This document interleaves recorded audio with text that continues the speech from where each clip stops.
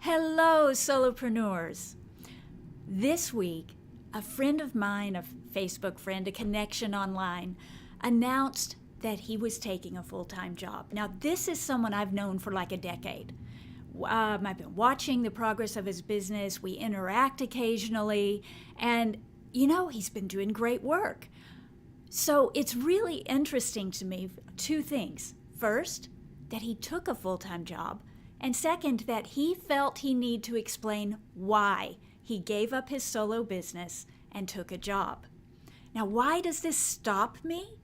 Because we are so afraid that people might think we're a failure if we sideline our business, take a full-time job, or change gears. So today, I want to really dive into this. Is it really a failure to take a job? Are there benefits that maybe we're overlooking? And is it really quitting? Welcome to the Solopreneur Life podcast. My name is Kathryn Aragon, and I'm your host. The Solopreneur Life can be lonely, sometimes scary, because you wear all the hats. But here at Solopreneur Life, we pull back the curtain on what really works so you can build a business and a life that you love. Now, today we are talking about whether or not you should take a job. But before we dive in, take a minute to subscribe. This is going to make sure that you are always updated when we produce new content. And it's going to really help you grow your business. Now, we are talking today about the decision that you are likely going to make at some point in your journey. And that is, someone's going to offer you a job, and you're going to have to decide, are you willing to lay everything down and build someone else's empire? Because think about it. That's the distinction, isn't it? You're either building your business or you're building someone else's business.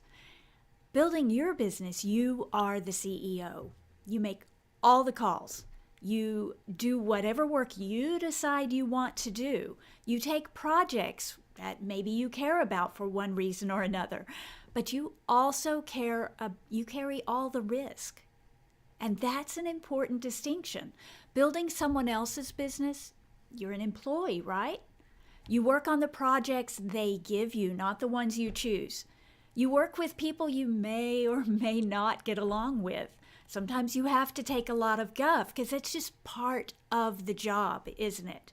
You get a steady paycheck and benefits and a team of people actually who share responsibility with you, and that's the trade-off. You're trading the security of a paycheck for a little bit less responsibility in return for that steady paycheck, that the money, the security, whatever it is that you're looking for. But remember, you're building someone else's empire. So you have to decide, is that something you're willing to do? And sometimes it can be a hard decision. Now, there are pros and cons to each, and that's why it's not an easy decision. The question is, and this is what we're trying to explore today, is this: is it really a failure to lay down your business to build someone else's? Now, let's start by getting one thing straight. Solopreneurship is about taking responsibility for your own financial well-being and future. It's about taking ownership of your life. And this is really important because I don't think we understand the depth to which we don't take responsibility for our own lives. Most of us, if you think about it, what do? Well, from the time we're little bitty, we are told, go to school. And so we go to preschool, we go to kindergarten, we go to grade school, high school. Then someone says either go get a job or go get a college degree. And we do. Come out of college, let's say you chose that route. Now you have to go get a job. And someone is always telling you the next step. Nowhere on this journey did anybody try to tell you how to make your own decisions. No one ever really, unless you come from a really unique family, nobody told you that you could take control of this whole thing. It feels like, for many people, you take whatever opportunity presents itself. You're not taught how to create opportunities. You're not taught how to step into dangerous areas, and like that step off the cliff where you're going to build it as you fall. People don't talk about that. In fact, they judge you if you decide that's how you want to live. I know people who have a super high risk tolerance, and they get judged really badly by other people who think they're irresponsible or whatever. Maybe you've experienced that, and you have so much self-confidence or willingness to live in your car to just follow whatever pops into your mind. But for most of us, it's not like that. For most of us, this path is laid out from us from before we were born, and we don't even think about it. Solopreneurship, when you decide to leave your job and take control, that is a pivotal moment in your life. I celebrate it. To me, this is the most important growing up step that we could take, and it's the thing no one tells us we should take. But the truth is, you should have owned your life all along. You should have been free to make more decisions. You should have been free to break from the pack and walk the other way. We talk about, when everyone else is zigging, you should zag. None of us are comfortable doing that. Why? Because we were never taught to do it, because we were never modeled how to do it. We come from, I know I do, from this very traditional family where everything is done just a certain way. And if you buck the system, man, you're like breaking the train. You're breaking down the whole system. How dare you? And you get judged, you get scolded, you get whatever. People try to put you back in this path because it makes them comfortable. But you should have ownership. It's your life. And the only way to have complete ownership is to maybe say, I don't want the job. I want to take ownership. I think I can do better on my own. Now, here's the thing I want you to remember, though. Solopreneurship is about taking responsibility, but you don't have to be a solopreneur to have that responsibility. So if you decide to take a job, if somebody offers you this great opportunity that you don't want to pass up, you don't have to lay down ownership of your life to go get a job. You're not selling yourself into indentured servitude.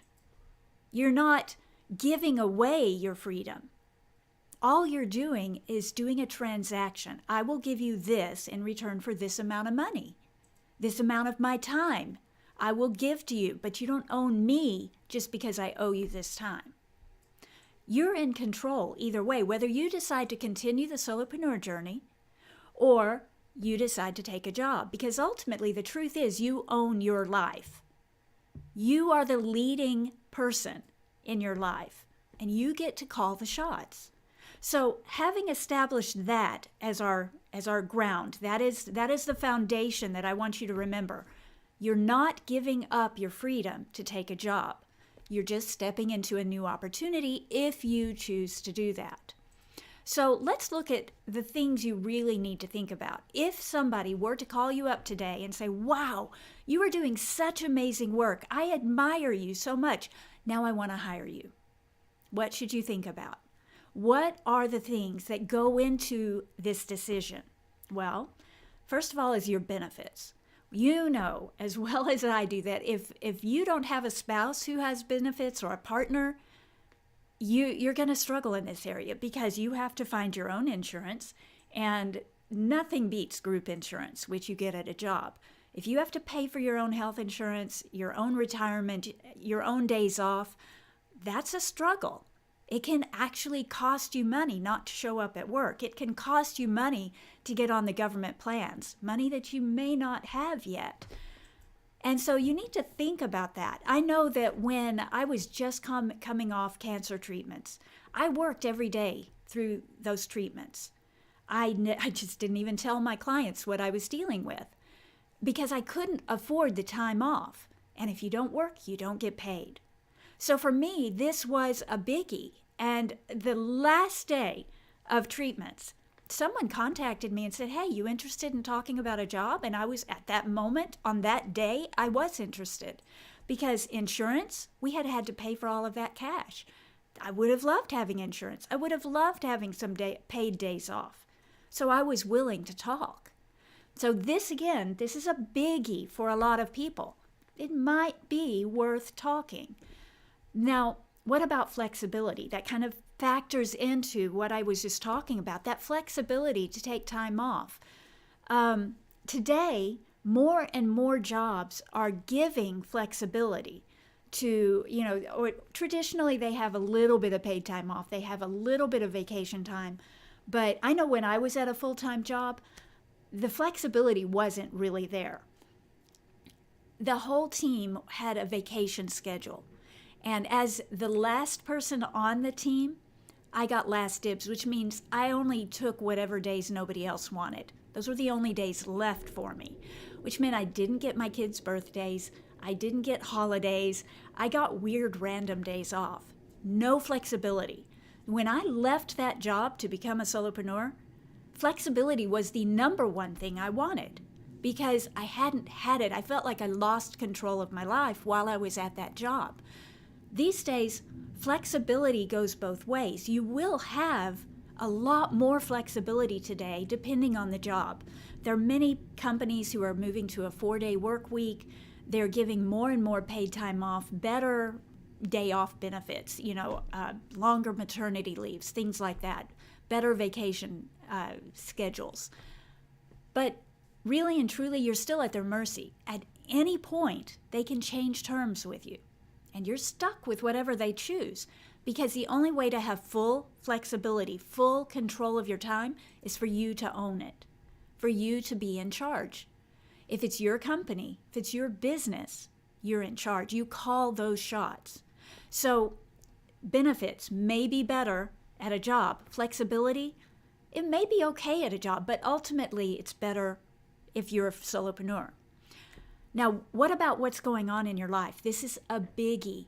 Some people need to run their own business because what?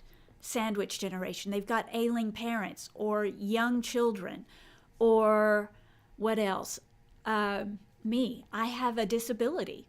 For 4 years, I was flat on my back in bed. I still could not probably manage going into an office every single day. I've had people talk to me in recent years, and I've had to tell them I would need a special chair so that I could manage the job. Well, if you don't want to mess with that kind of stuff, definitely the benefit goes to running your own business. But it may be the kind of thing where you would work better if you actually had the stability and the structure of a job. Maybe it suits your personality to always work around other people. Maybe you would prefer teamwork to working alone. You have to face whatever prejudices, whatever things are going on in your life, whatever challenges you're facing, and decide which side of the coin is going to be better for you. I know I have a personality. I'm an introvert. I work very well alone, and actually like my best ideas come when I'm working alone. I just like talking with other people, but I don't need to work with them to feel fulfilled. So for my personality, solopreneurship is better. Now, does that mean I'll turn down every job that comes my way? No, because sometimes there is the perfect situation for me. I've got to be willing to look at that. But, I know that as someone with a disability, there are prejudices I face. I've been overlooked for jobs because I asked for that special chair. That's not a great deal. Of course, I couldn't take some jobs. There were some jobs that I was offered, say, 10 years ago, where they were like, yeah, but once a month or once a quarter, you'd have to drive into the office. And I had to tell them I'm not physically capable of doing that, and I didn't get the job. So think about these things. What's going on in your life? Illness, disability, life stage, personality, prejudices that you may deal with, and decide whether that would fit a full-time job or whether that would put you at a disadvantage. Because if you're facing a disadvantage, if you have to overcome in order to succeed, you may as well run your own business because that little bit of extra control puts you at more of an advantage. Now, will you have to lay down your job? This is another thing to think about. Sometimes they can hire you instead of as a full-time employee, as a contractor. And when you do that, you own your time again. You can continue running your business on the side while working with this client. Now, that's why you're not really giving up your business. But there are some full-time jobs that actually encourage you to have a side gig. They expect you to go through them and do bigger and better things. And if that's part of the gig, if that's part of the understanding, that might be a good gig. It may be worth considering. Will you learn something or gain something that will help you grow as a professional? This is the biggest thing I consider when I'm thinking about taking a job. I look at what it would teach me. How would it level me up so that when I come back to my business, I'm that much better. I'm that much more successful. If there is something that you could gain at the job, it might be worth laying down your business to go take it. I'm thinking like skills, the ability to work with somebody, the ability to become a name, to be a known entity in some industry. I've done it for those reasons. It's like, I'm looking to expand into a certain area, into a certain industry. And if I get a job offer in that industry, it's like, well, that's a no-brainer. I definitely would consider it. Now, a couple of other things you need to think about. Will you be able to work with a rock star? Because, being able to put that on your resume is pretty cool. And are you already working with rock star clients? I mean, maybe it would be a step backwards to lay it down. Maybe you're working with Inc. 100 clients, and to give that up, I would be crazy, because starting over again after leaving the job would be too hard. So these are just a few of the things you need to think about as you weigh the pros and cons of taking a job. But that decision ultimately is yours. Here's what I want to add to this. You don't need to explain it either way. I love following the royal family in England. They are the celebrities I enjoy following, and they have this rule: never explain, never complain. Maybe it goes the other way. I can't remember, but never complain, never explain. Who cares which way it goes? The point is, it's your decision, so there's nothing to complain about, and you never need to explain your decisions. Remember, as a CEO, as the person who owns your life, that calls the shots, your decision is nobody's business. It's your call. And nobody needs to know why you're making that decision. I come from this long history of feeling the need to explain myself. And I had to really retrain myself at the point that I came to this understanding that my decisions are my call. And information is power. This is my information. Nobody else needs it. Because the minute I start explaining myself, I start giving away power. I give people words that they can use against me. I undermine my own authority because it feels like I'm asking for approval when really I'm not. I just, for some weird reason, need to explain myself. I guess I need to demonstrate that I've put thought into it. But the honest truth is, even if I didn't, even if it was an impulse decision, it's my call. It's nobody else's decision. So don't feel the need to explain yourself. Now, I have sidelined my business 3 times to take a full-time job. I am going to explain a little bit now. And the reason is I want you to understand the benefits of maybe doing this. I've done it 3 times, and each time I came back to my business with just that much more authority, and it was quicker starting up the next time. The first time I gave up I'm using finger quotes. The first time I gave up my business, so-called business, was because I really didn't have any business sense at that point. I didn't really understand how to take this skill that I knew it was marketable. I knew I was good, but I had no clue how to turn it into a business. The smartest thing I did at that point was go take a job. Because there at that job, I built a portfolio. I was able to explore, these are the people who would hire me. What do they need? How can I fulfill that need? How do I talk to them? What are their challenges? What keeps them up at night? With that knowledge, when I quit that job and started my freelance business again, I got so much better of a start. I immediately started getting clients. That first time, I went door to door. I literally walked in a local business and said, here's what I can do for you. I rewrote your sales page. I made one individual sale off of that. I didn't even get a retainer position. The reason is I just didn't know how to leverage what I had. But if you take a job, you are going to learn some of these things. You're going to learn who your clients are. You're going to learn how to sell yourself. You're going to beef up some of these gaping holes in your knowledge and experience and skills. And you come back with authority. You come back with skills. You come back knowing a little bit better who your clients are and how you compare to your competition. That makes it easier to sell yourself. Now, the second time I quit my job was, it was just someone I wanted to learn from. This was a superstar in the industry, and he was selling knowledge products, courses, using launches. And I really, really wanted to learn how to do that. I wanted to see, we all kind of know how to do it because we've seen it done so often, but I wanted to be behind the scenes. I wanted to peek behind the curtain, and really see what the challenges were. That was a fantastic job for me because what it taught me is I didn't really want to do that. I still wanted to do it, but I didn't want to do it the way everyone else was doing it because it just didn't make sense to me once I saw behind the scenes. See how that job gave me clarity. It helped me explore something, kind of like a paid internship, but I was paid really well for that internship. And it gave me the clarity I needed to know when I came back to my business, what direction I wanted to take it. Now, the last one was very recently. I was working at Sales Hacker for a very big, well-established company. It was in an industry I wanted to move into.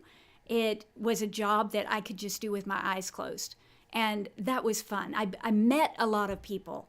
And I also up-leveled my thinking because up until that time, copywriting and marketing were over here. Sales seemed like this big gap. Even though I was selling my services, I hadn't systematized my own sales. And working with other salespeople, refining the knowledge about how sales works, helped me understand revenue. Now, this is an important aspect of business that most of us don't realize we're missing. But I learned it. I filled that gap because I had this job. When I came back, each time I came back, I had a little bit more knowledge, a little bit more name recognition, and a whole lot more authority. With each relaunch, I talk about launching my business 3 times. It's because 3 times I set it down and took a job. I didn't give it up entirely. I always ran it on the side, but I did lay it down. And each time I came back stronger. One of the reasons my business has been so successful is because I was willing to take these breaks. Now, I'm going to be honest, had I been able to fill these gaps any other way, I think it would have been better. So if you can fill these knowledge gaps, if you can gain the experience with mentorship, with training, with some kind of a better network, I really think there's more value to that than taking the job. Unless as we've discussed, there's some life situation, there's some need, there's something intangible that it's going to give you. If you can stay with your job, the trajectory keeps going, growth. Grow, grow, grow, grow, grow. If you ever find yourself plateauing, taking a job can help you jumpstart that next level of growth. That's kind of the way I look at it. You've got to look at where your business is now. If it's growing, don't interrupt it unless you have to. If it's not growing, taking a job is maybe a good option. It may be the way that you fill whatever gap is holding you back, where you can step into another level of growth. Now, I've mentioned, and I'm going to mention this again, that, I launched my business 3 times. That first time, I knew nothing. The next time, I knew kind of something, but I still had a lot of gaps in my business savvy. This last time I launched my business, it's like I had clarity. I knew exactly what I was doing, and it was so much easier. Instead of taking 2 years to hit my financial goals, I hit my financial goals in 6 months because I was that much better skilled as a businesswoman. Even so, if I get a business offer, if I get a job offer that intrigues me, if it fits my needs at the moment, I'm still willing to consider it. Why? Because life is like that. Life will always throw you curveballs. It'll always throw you opportunities. And you just have to decide whether the timing is right. It's not just, is it a great opportunity? It's also, is it the right opportunity for this moment in my life? Now, it has been good for me. Each launch, I come back stronger, more strategic. Each time I've hit my goals faster. But I do want to emphasize this. I mentioned it earlier, but I really want you to hear this. Restarting is hard. Because even with this final launch, I had the network to get started quickly, but I had a pit in my stomach for 6 months. I really did. I didn't sleep for at least 3 months because I was so worried about whether I could get it going fast enough. Now, I was able to, but it's hard. If you've ever started rolling a rock down a hill or a snowball down the hill, it takes energy to push it, to get it moving, doesn't it? It takes a lot more energy to get something started than it does to keep it moving. So if you already have traction, you have to think hard about leaving it. When you quit a job to restart your business, you're going to have to put in a ton of energy to start from zero again.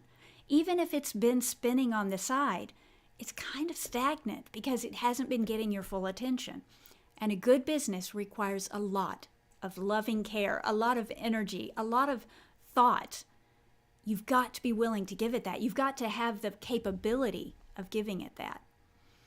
So what I want you to hear is, don't be afraid of taking a job.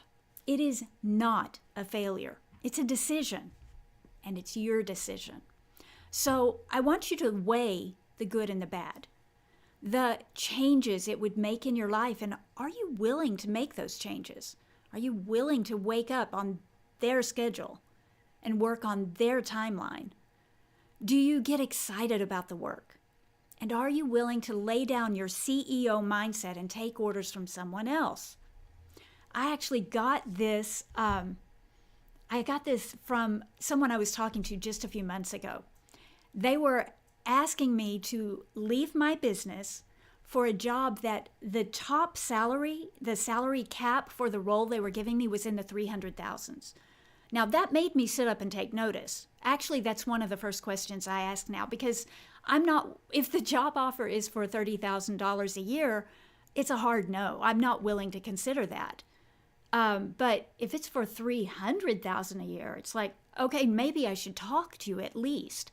But the words he said to me is, you would need to lay down your CEO mindset, the CEO hat, and become an employee again. And when he phrased it like that, I realized I wasn't. Not really. I sat with it a few days, and then I ended up emailing him and saying, I think I want to keep doing what I'm doing. I'm really happy, and I'm growing, and things are happening. And although that was an exciting opportunity, and I still think back on it and think, would I have enjoyed that? Deep down, I know that I'm in the right place. I'm really happy that I turned it down. The thing of it is, if you're trying to build something that's really meaningful to you, it may not be worth laying it down, but only you can make that call. Jonathan, do you have anything to add? You have been with me through all of these ups and downs, and you've seen me making these hard decisions. This was a really interesting session to listen to and to be on the other side of the computer, because it was somewhat autobiographical. You gave a lot of background into what you're doing and why. But what I think was interesting is that every time you took a job, you did it purposefully. There was an intention. It wasn't a throwing in the towel. And I think that's where it might feel like a failure for some, because they feel like I didn't make a go of it, I'm throwing in the towel.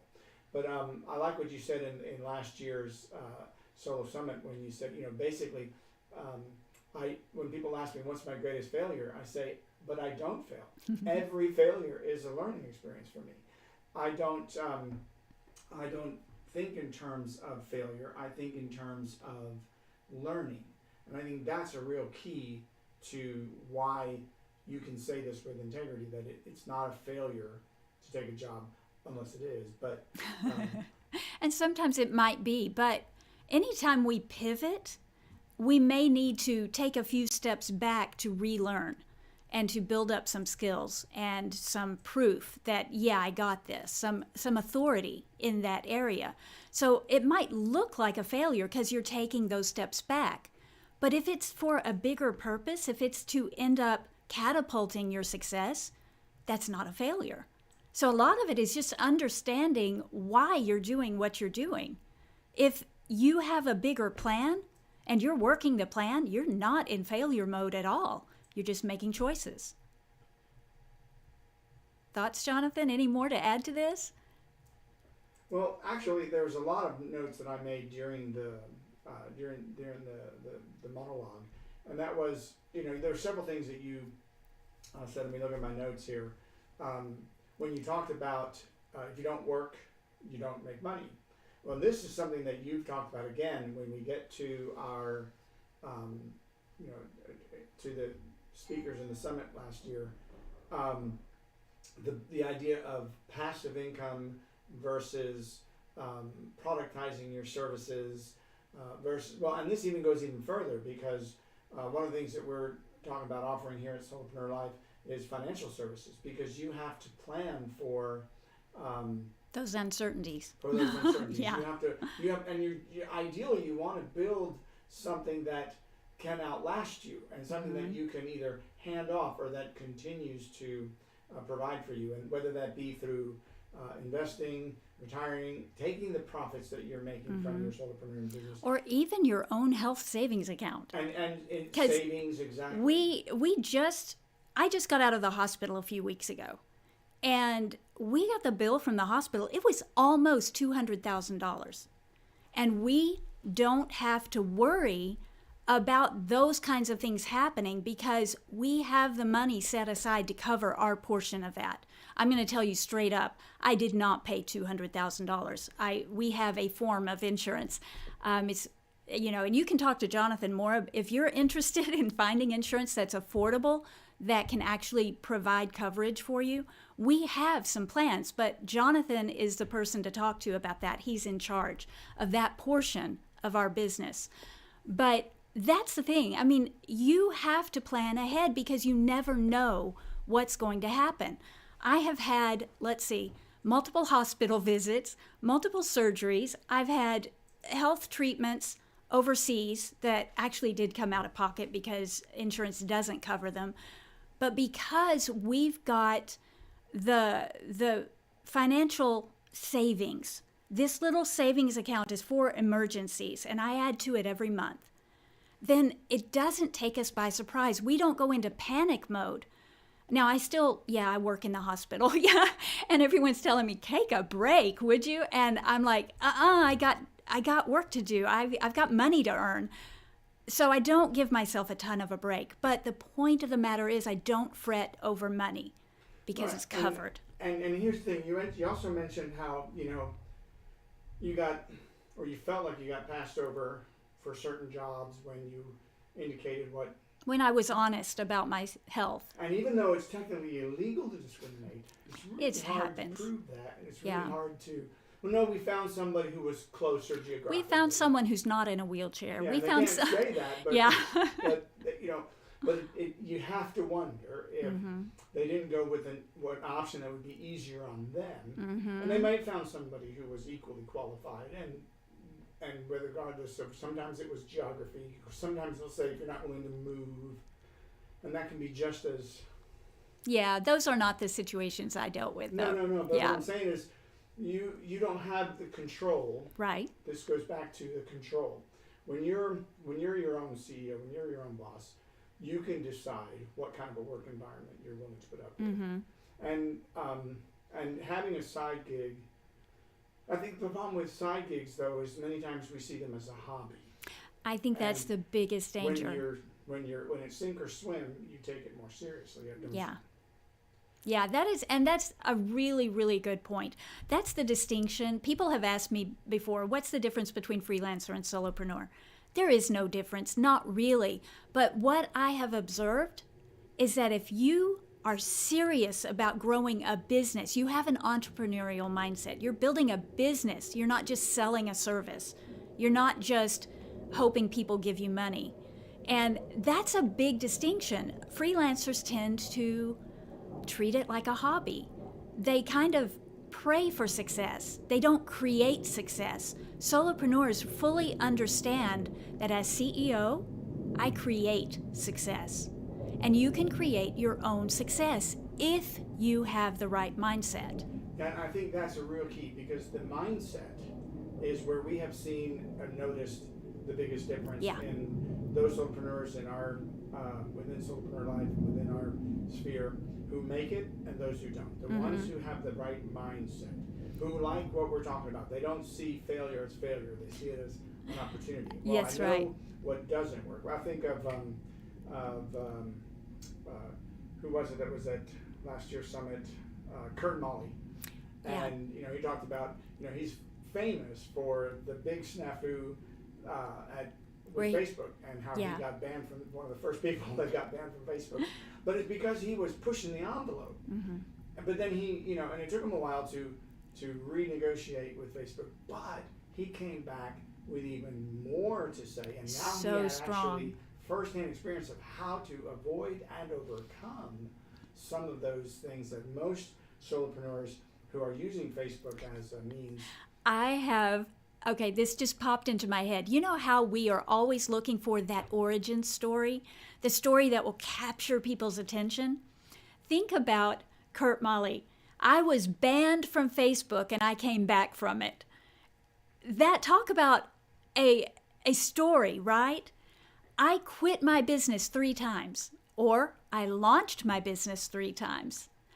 I can spin that story however I want, but that is my story.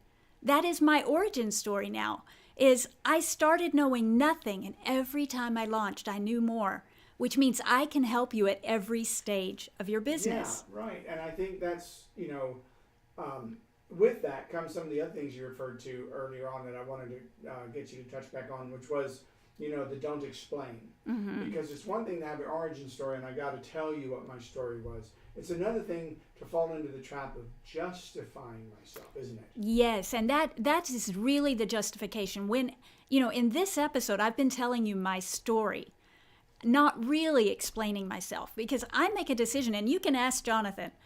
I don't even explain to him sometimes. Sometimes, yes, I'm just thinking out loud, so he kind of gathers why I'm making the decision or how I'm making it. But a lot of times, I make a hard call, like a fast, hard call. And he's left scrambling. Wait a minute, catch me up, because I don't understand why we're doing this. But it's because I don't feel the need to explain. And I do explain to him because he's pretty much my partner. But outside to other people, no, they don't get an explanation, because I'm the CEO, and the CEO, it's just need to know. Right. Well, and I think the thing there is, owning your decision. Yeah. Be willing to step into a decision, good or bad.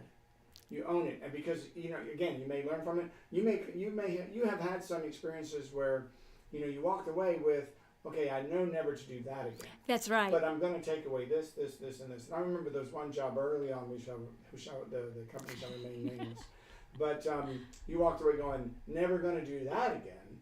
But you came away with so much insider information that you then were able to apply to that other launch that that helped you level up really quickly.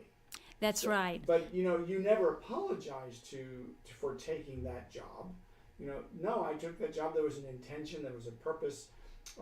I fulfilled the purpose. Yeah, and there was even one job I remember talking about, and we really struggled with this job offer because it was when the kids were still relatively young, and the job was going to offer free. It was with the university. I think it was a marketing position with the university, and they were going to offer free tuition to your children.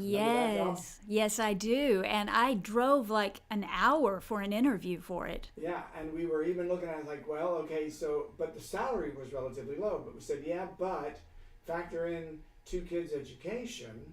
But then we looked at it and we said, okay, but by the time the kids get there, when they can reap that, can I visualize myself in this job for that long? Yeah. And and you really lock yourself in, because if I've got 2 kids 5 years apart and 4 years each, and they're not even at college yet, the college age, 8 years, we're talking about a decade of me. 9 more years. Yeah. And that's if that was the college that suited them. What if they didn't even want to go there? What if it didn't have the program they needed? Right. So these are the ways you have to think about these decisions. You have to think long term. You have to think about what you're building and how this fits into what you're building. And then I think about the many times that, even well-meaning friends and family, when you would take, a job, you never let your business go. You always had it going. You always negotiated on the front end. I'm not going to let my agency go if I come to work with you. But there was always somebody, well-meaning though they may have been, who would say something like, "Oh, I'm so glad you got a real job. Yeah. I was so worried about you." Yeah, I know. like, what I was doing was real. It was making yeah, real I was money. doing quite well. But I did this for a purpose. But I don't have to explain that purpose. Right. Explaining shows weakness. It demonstrates that sometimes that may come from, what do you think? I think when I look at the people that we've coached and counseled along the way, sometimes it comes from a need to prove myself to, definitely. Maybe, I think or parents, sometimes we have that imposter syndrome, and our explaining comes from, I need to validate myself, and I'm going to validate it outside of myself. So we talk. Right. Other people who, I know some of the people you're thinking about, is they are so insecure and they need other people's approval. Now, the first thing I just talked about is not necessarily about approval. It's just, I just need everyone to understand I'm thinking about this. This need for approval can really be dangerous, because you can put yourself in situations that aren't good for you just because somebody else likes it.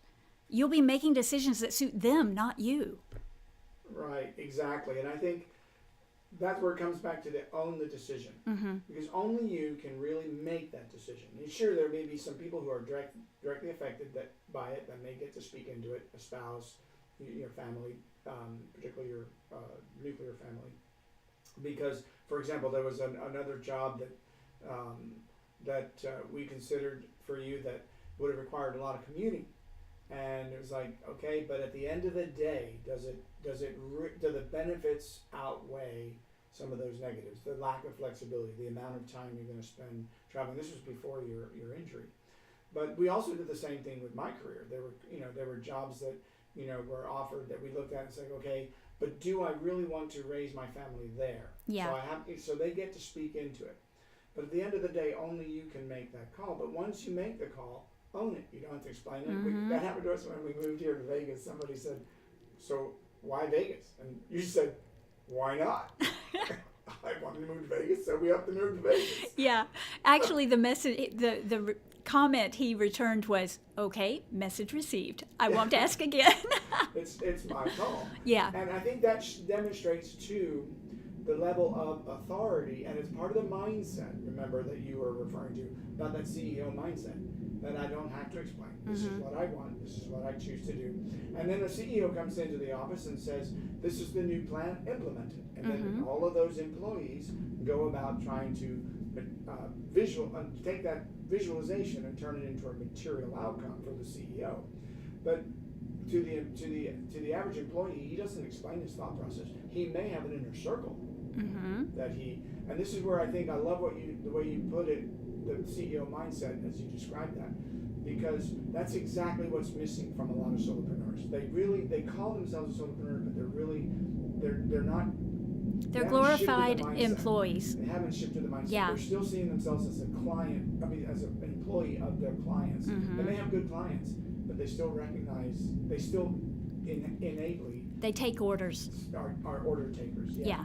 And it really does take that mindset, and it will pay off, because people will read what they'll perceive what you're putting off, whether you know it or not. Yeah, that energy fills the room. It goes across the waves on a Zoom call. When you're talking to people, if you're thinking like a CEO versus thinking like an employee, they will pick up those signals. Right. And they will treat you accordingly. There was an enterprise company that you onboarded, and it was really interesting because it was a very different approach as to even the onboarding process. Oh, very different. And then there's another one that you're in the process of onboarding. And even the way I was listening in on the call, even the way you presented yourself on the call was not as, what do you want to do, but here's what you need to do for your business. This is what, and so all of a sudden you elevated yourself. I am not an employee. I am going to be one of the, I'm going to be a coach / decision maker / consultant with you. And that's why that company that offered you close to $300,000 told you, but you got to take off your CEO mindset. We don't want somebody who is going to come with new ideas. We just want an order taker. And even though it was a high paid order taker, you're still an order taker. Yeah, so that's ultimately what it boils down to. You have to decide whether you're a CEO or an order taker, whether you can switch back and forth, because maybe you can and maybe you can't. But you've got to decide, will you keep your business as a side gig? Will you give up control of your life, more control than you want to give up? And ultimately, what's best for you? But there's one more thing that I think we need to touch on, and that is that, you talked about launching your business 3 times, and the first time you didn't know much, and the second time you knew more, and the third time you came with a lot of authority. But there are so many more resources now, including Solopreneur Life and the coaching that you offer there and the training. But, because it is now not so abnormal for people to launch solo, there's more opportunity for that training. There's online courses. There's ways that you can fill those gaps. There's the Solopreneur Life podcast. You can come to the podcast. You can come to the summit. Yeah. You can, look at the product page on Solopreneur Life and get those trainings without having to give into a job. Now, some of those other benefits, like insurance and things like that, may be something that may still factor into your decision making. But it is a lot better. It is a better environment now. Yes, it than is. It ever was before. Yeah, 15 years ago, when I guess it was more than that, when I've launched the first time, most businesses weren't online yet. So the where do I find clients was a real question. Right. I wasn't just being stupid. I mean, they weren't online to find them. Social media didn't exist. And look at where technology has brought us. And, because also when you first started this business, Zoom wasn't a thing. No, it didn't. You couldn't meet with a client if they weren't geographically close. It was very difficult to do. Everything was email at that point. We did have email. We weren't that backwards. We're not that old. That was back in 2015 and 21, but right. Not 1921, but we're very old. We're very old. Today's my birthday, by the way. Oh, happy birthday. Yeah, That's thank right. you. And so I should have a little balloon graphic that I prepared, but I forgot. But anyway, it's not as scary to step into it anymore. And people don't go, oh, you're launching your own business, you're going out solo. Now people are going, oh, really? So how is that? What is it that you do? I've actually had clients ask me about my business because in the back of their mind they want to do it too. Listen, there is no better time in the world to be a solopreneur. Yeah, and I think it's amazing. Do outweigh the potential cons, because there are solutions. And here's the thing. Okay, insurance, buying it on your own, can be very pricey. So as an example, and I have an insurance license, so these prices may or may not be across the board. But on average, you go and get insurance on your own, even with ACA, unless you have, real need, you can get it cheaper. It's going to be anywhere from $1,500 give or take, a couple $100 in either direction. But if you go work for an employer, and they give you benefits, they often don't include your family yet. That's so right. To add your family onto the plan may cost anywhere, depending on their benefits, anywhere from $100 to another $500. So really, you only have to make $1,000 a month more than you're making at your current job to make up the difference. Or you can do things like health share plans and things like that. And create your own health savings account. Or create your own health savings account, or make enough money that you can negotiate with those hospital bills. Mm-hmm. For example, we had in your hospital stay that we just did, we negotiated because we were able to pay cash. We said, well, if we pay today, what would it be? 95% discount off the bill. These are secrets that we'll talk more about in other issues. Right. So there are, in other words, you don't have to let some of those issues scare you off, because again, there's more available than used to be available for solos. Yeah, and that's the bottom line. I think Jonathan said it well. Ultimately, I lean towards running your own business. But even with that certainty, even with that proclivity to working for myself, and I do wear a CEO hat no matter where I go, I'm willing to talk to somebody if they make me a good enough offer. It's not failure. It's just a decision. And that's what I want you to take away. If you own your life, you're the CEO not just of your business, but of your life, you can make whatever decision you want. And I want to encourage you to step into that authority, because ultimately, that's what's going to make your success, is the certainty that you can figure it out. You don't have to have all the answers. You just need to be willing to step into this scary thing of being responsible for your own life. All right, so that's it for today. I want you to go visit Solopreneur Life whenever you get a chance. And 1 month from today, I guess not this day, but coming up next month is Solo Summit. And you need to be there, because honestly, one of the biggest reasons we struggle to grow our business is because we don't know what we don't know. And I am pulling together all the experts that cover all the different things, the knowledge gaps that we so often have, so in 2 days you can fill those gaps. That's for you. It's super affordable. Go get your ticket now and mark your calendar. Solo Summit, and you can find it at solopreneurlife.com/Solo Summit. Meet us there. Subscribe to the podcast because you don't want to miss a single episode. Here is where you're going to get the information you need to succeed. In the meantime, I'll see you next week. Stay awesome.